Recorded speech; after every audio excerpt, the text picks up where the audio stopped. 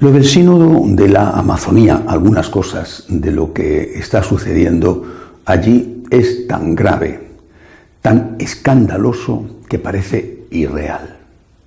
Quizá por eso se están produciendo otras noticias para llamar más la atención sobre esas otras noticias y camuflar un poco lo que pasa en el sínodo.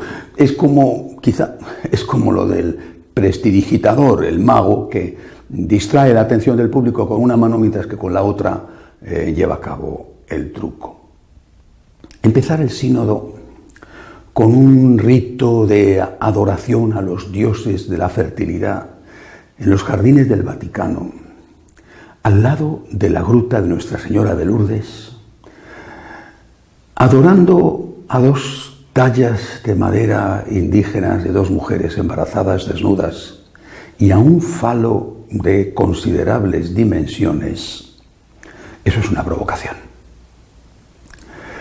Hacer una procesión en la inauguración del sínodo con una barca que tiene una de esas tallas de mujer embarazada desnuda y el falo, y entrar con esa barca en el sínodo el día de la Virgen del Rosario, en lugar de entrar con una procesión con la Virgen del Rosario o la Virgen de Guadalupe, eso es una provocación.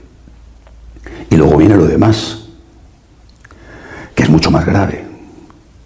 Pues la inmensa mayoría de los padres sinodales y de los que participan se muestran a favor no solamente de la ordenación de casados, sino del diaconado femenino, pero como paso previo al sacerdocio femenino y, lógicamente, episcopado femenino y papado femenino.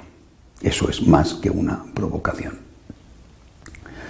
Digo yo que quizá sea por eso por lo que están ocurriendo otras cosas que distraen la atención. Por ejemplo,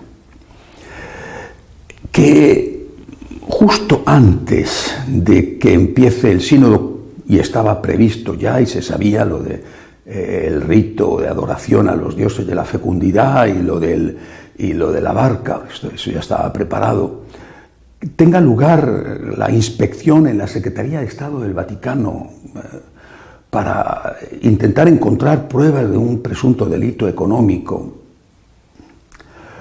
¿Eso es una casualidad? El Papa tiene el deber, y hay que apoyarle, el deber de hacer limpieza y de acabar con la corrupción, al margen de las formas que se produjeron en la investigación en la Secretaría de Estado. El Papa tiene el deber de hacer eso. Pero, ¿es una casualidad que ocurriera justo antes de lo del rito de la fecundidad? Y que cuando está todo el lío de las declaraciones a favor del sacerdocio de los casados y del sacerdocio femenino, se descuelgue Scalfari, el periodista que ha entrevistado varias veces al Papa Francisco, con un artículo en el segundo diario más importante donde él escribe, donde él es editor italiano, un artículo donde dice literalmente que el Papa Francisco le ha dicho a él que no cree en la divinidad de Jesucristo, que Jesucristo no es Dios. Una afirmación así supondría, de forma automática, la anulación del pontificado de Francisco. Dejaría de ser Papa de forma automática, porque es una herejía gravísima. Y que eso lo haga Scalfari justo en pleno contexto, naturalmente, de lo del sínodo ya no se habla, sino que se habla del gravísimo escándalo. Pero es que no hay nada más fácil que descalificar a Scalfari. Ya lo hizo Padre Lombardi, portavoz del Vaticano, ya lo hizo en el 2013, lo hizo en el 2014, cuando incluso Scalfari se inventó una entrevista que nunca existió, lo hizo en el 2015.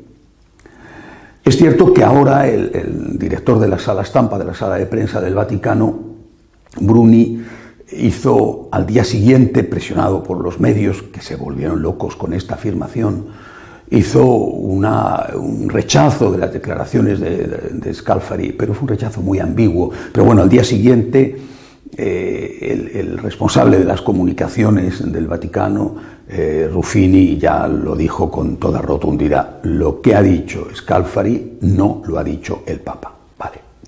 Fácil, muy fácil descalificar a Scalfari porque está descalificado por sí mismo. Aparte de que la cosa era increíble, pero está descalificado por sí mismo.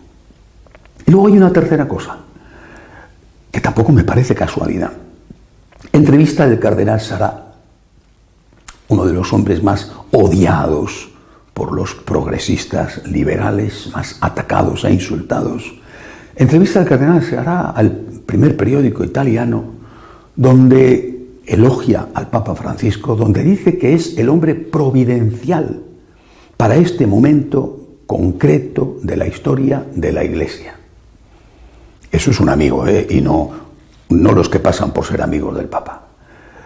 Y donde dice además Sarà que está convencido de que el Papa Francisco no va a eliminar el celibato obligatorio para los sacerdotes en la Iglesia Católica, la Iglesia del Rito Latino, y que, por supuesto, no va a dar paso al sacerdocio femenino. Recuerda, además, en su entrevista, que apruebe lo que apruebe el sínodo, lo que se convierte en magisterio es lo que el Papa saque del sínodo, no lo que el sínodo diga.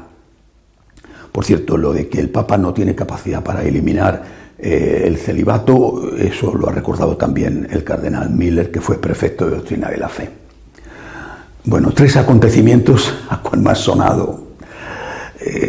Intervención abrupta en la Secretaría de Estado, declaración de Scalfari diciendo que el Papa no cree en Jesucristo como Dios y declaración a favor del Papa del cardenal Sarà. Bien. Esto es muy raro todo, es muy raro. Repito, no sé si detrás de esto hay un intento bien intencionado de evitar que el pueblo se entere de los escándalos del rito de la fecundidad o del paseíto en barca con una mujer embarazada y con un falo.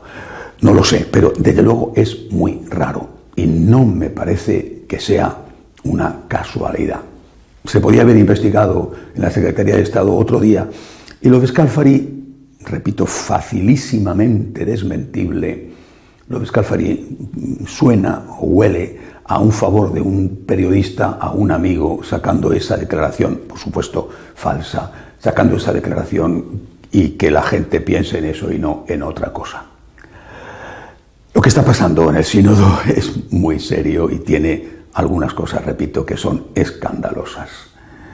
Pero yo creo que al fondo de la cuestión, de verdad, al margen de si este ha dicho, si el otro no ha dicho, al fondo de la cuestión hay una cuestión, un asunto de fe. No creo que estemos ante una diferencia entre buenos y malos, no. Creo que estamos en una discusión, en una pugna profunda entre creyentes en la divinidad de Cristo y arrianos, neoarrianos, que ven a Jesús como un gran hombre, pero solo como un gran hombre. Y por eso, precisamente, porque es para ellos un hombre, se puede cambiar sin ningún problema sus enseñanzas, si es que dijo lo que dicen los evangelios que dijo.